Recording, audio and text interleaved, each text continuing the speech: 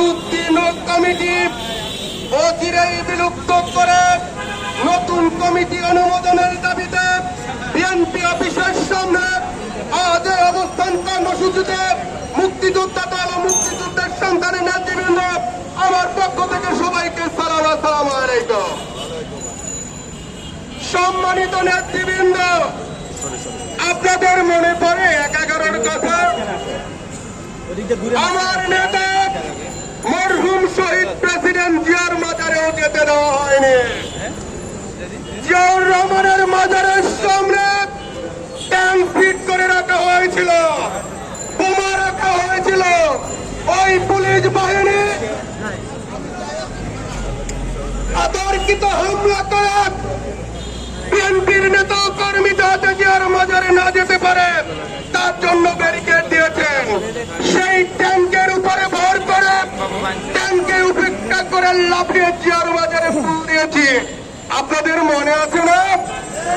সম্মানিত নেতৃবৃন্দ, 1-11 থেকে অদ্যাবধি পর্যন্ত বাংলাদেশ জাতীয়তাবাদী মুক্তিযুদ্ধের সন্তানেরা মুক্তিযুদ্ধের প্রজন্ম বাংলাদেশে বাংলাদেশ জাতীয়তাবাদী দলের সাথে নেতৃত্ব দিয়ে আসছে।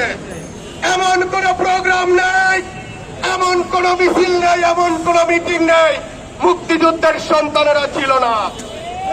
নামধারী কিছু মুক্তিযোদ্ধা যারা মুক্তিযোদ্ধা দলের প্রেসিডেন্ট সেক্রেটারি ছিলেন এখনো অদ্যাবধি আছেন। আমি 1-11 সময় বারবার কারাবরণ করেছি, তখন আমি মুক্তিযুদ্ধের প্রজন্মের সাধারণ সম্পাদক। দুঃখজনক হলেও সত্য, ওই মুক্তিযোদ্ধা দলের প্রেসিডেন্ট সেক্রেটারি সহ নেতা কর্মীরা আমাকে দেখতেও যাননি। সম্মানিত নেতৃবৃন্দ, শেখ হাসিনার পতন হলো, একের পর এক আমরা বাঁচেছিলাম।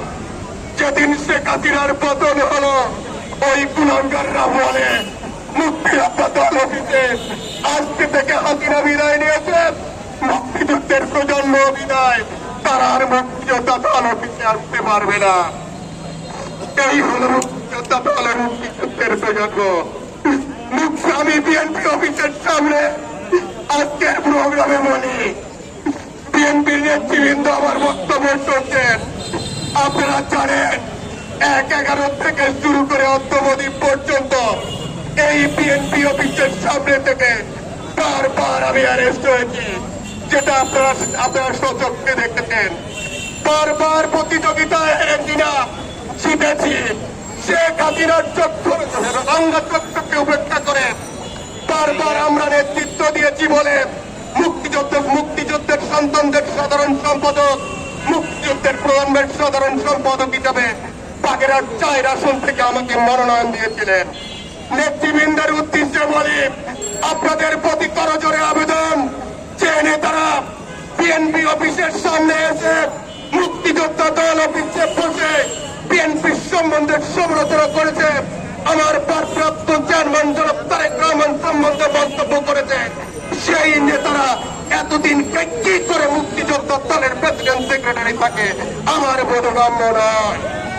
আজকে এই অবস্থান কর্মসূচি থেকে তীব্র প্রত্যয়ের সহিত বলছি, আমার বিএনপির নেতৃবৃন্দ আপনারা লক্ষ্য করেন, আজকের অবস্থান কর্মসূচি থেকে বলছি, আপনারা আমাদের বক্তব্য শুনে নয়, আপনারা এটাকে পঙ্কুনে তদারকি করেন, আপনারা তদন্ত করেন, তদন্ত করে অধীর এই মেয়াদউত্তীর্ণ কমিটি বয়কট করেন, এই কমিটি বাতিল করেন, এই দাবি জানাচ্ছি। এবং অধীর এই নতুন কমিটি অনুমোদন করবেন এই দাবি জানিয়ে মুক্তিযোদ্ধার সন্তান মুক্তিযোদ্ধাদের শুভেচ্ছা জানিয়ে মুক্তিযোদ্ধার সন্তান মহানগর উত্তর